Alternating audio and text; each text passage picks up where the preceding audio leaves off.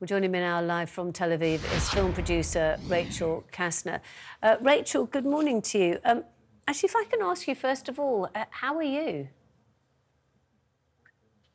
First of all, thank you so much for having me. I think it's incredibly important that international viewership hears from people on the ground. I am physically safe, emotionally traumatized. It's midnight here, by the way, so it's the middle of the night, not yet the morning here. And just tell me what you have gone through in the last 24, 36 hours. Yes. I am an American citizen, living in Tel Aviv for 4 years, and on Saturday morning was Shabbat, and also the holiday of Sukkot. I'm an observant Jew.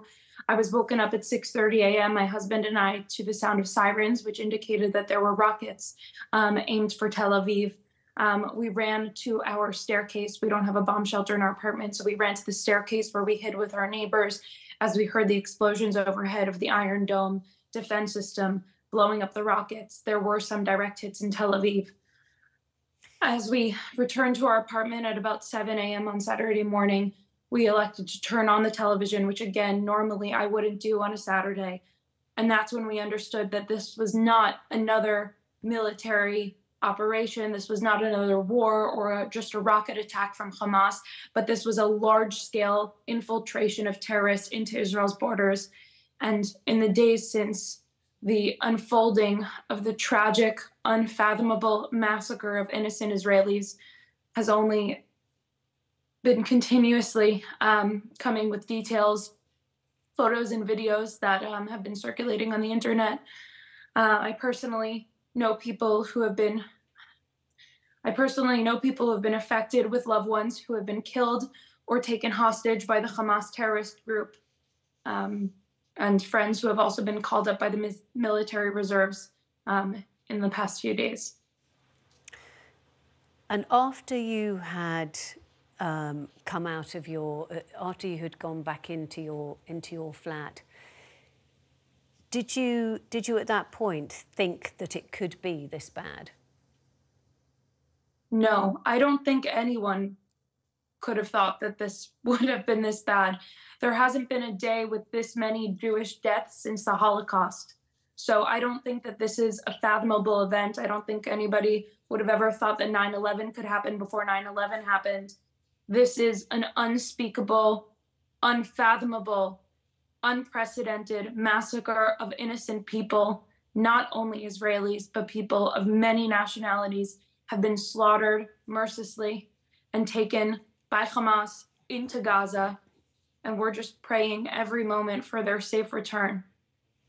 Of course, and that is the point, isn't it? I mean, you can only, as you say, pray for their safe return.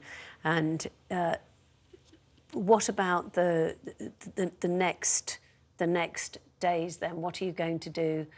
What do you do tonight when you finish talking to me? What happens then? What do you do? That's a really good question. It is a big question. What do you do during a war when every 10 minutes you hear about another person that you are connected to who is being affected? Many, many people are not able to continue with their normal activities of work. Many people are mobilizing. Those who are not going to the Army Reserves are doing other activities to help the country. Today, personally, I was involved in a collection of clothing for families who had to evacuate from the south areas of Israel to come to Tel Aviv.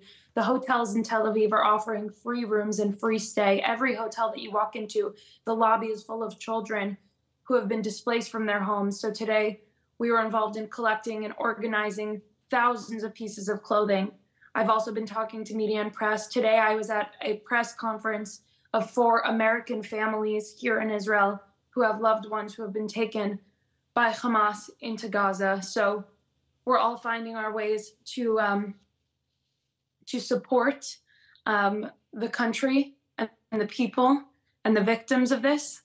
And honestly, helping is a great distraction from social media, where we're just watching the unspeakable tragedies continue to unfold as new details emerge as you mentioned earlier, that about the 40 babies that they found, now that the southern towns of Israel have been cleared, meaning the IDF has successfully gotten rid of the Hamas terrorists who were holding them captive, they're going in to assess the damage and bring back the bodies.